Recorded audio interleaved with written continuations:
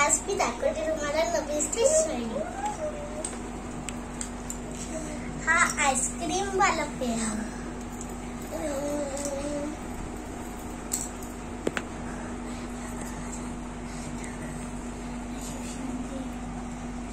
हे 2 अक्षराचे पेन्सिलचे Mickey माऊसचे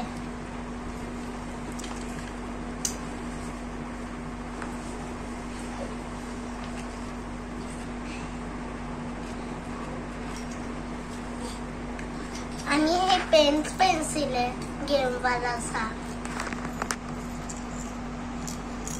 आणि ही pencil अशी काढू पण शकतो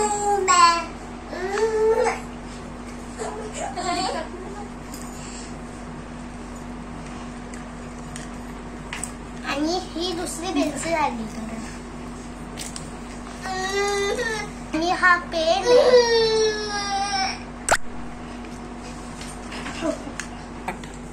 हा ब्रश आहे हा हे तिखट पट्टी आहे आणि हा शार्पनर इथून शार्प करू शकतो आणि काली कचरे येऊ शकतो आणि हा स्टॅम्प आहे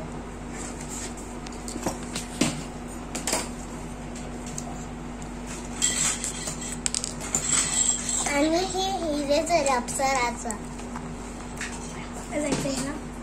आणि हे स्ट्रॉबेरीचं आणि हे कैची वालं आहे। इथे आतमध्ये कैची पण आहे आणि आतमध्ये असं पेन पण आहे